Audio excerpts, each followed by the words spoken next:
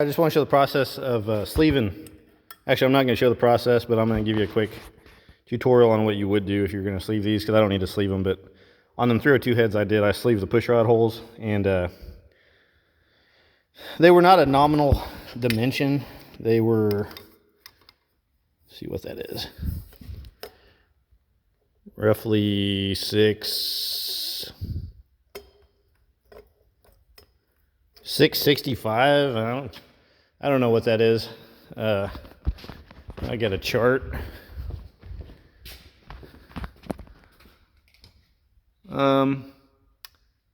656 is 21/30 seconds. So the closest to a half-ass nominal dimension is 11/16, which is 687. And unfortunately, I couldn't find any kind of tube that would just slide right in there, you know, or drive in there. So what I ended up doing, I think I got this off Amazon. I bought some brass 11/16 tube, which is the closest I could get to that dimension. And then I had to buy a couple adjustable reamers. I think I also got them off Amazon, because the dimension fell between these two. So this one maxed out, wouldn't quite get there, and this one at its smallest wasn't small enough to start. So what I did was went in steps, started with the small one, maybe just one step. It feels like that's probably maxed out on the reamer.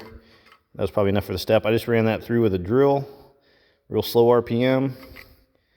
And then I don't remember if I did 1 or 2 steps with the bigger reamer, but I went for a press fit, because to me a press fit is more of a mechanical lock than just relying strictly on epoxy. Like if you oversized it and then just relied on the epoxy. But you know, you need to set it up, set your calipers up for a,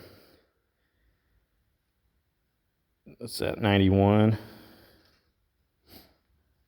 It's like about 91. And this stuff is, it's like about 89. It should be 87, right? Isn't that what I said? But regardless, you gotta kind of tinker with that. You gotta sneak up on it a little bit, because if you get it too much of a press fit, then you're gonna distort your tube before you get it in. You almost need to make a driver for it, something to support the inside diameter of the tube. I used just a tubing cutter. Let me see if I got one. Just a brass tubing cutter, like for plumbing. It cuts a nice square edge, and then once you get one of them measured, you can just duplicate it. Just use a tubing cutter.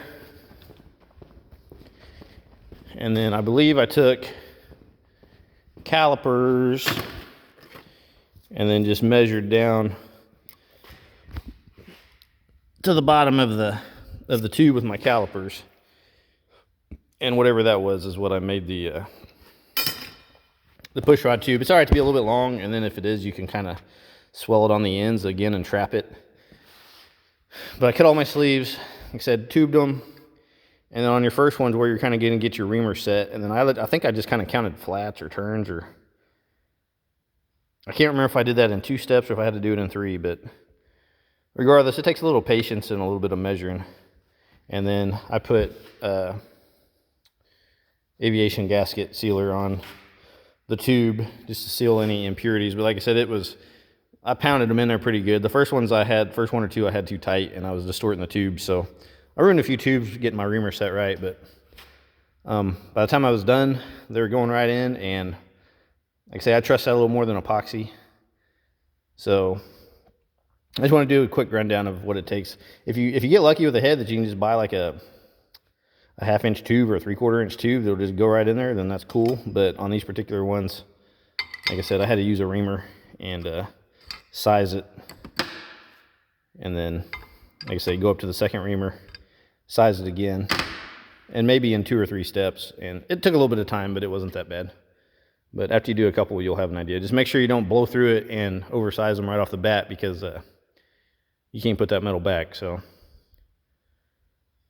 I don't think there's much more to add to that, but short of just doing it. But I don't see any reason to physically do it. That's everything you need. That's all the tools and the processes. So.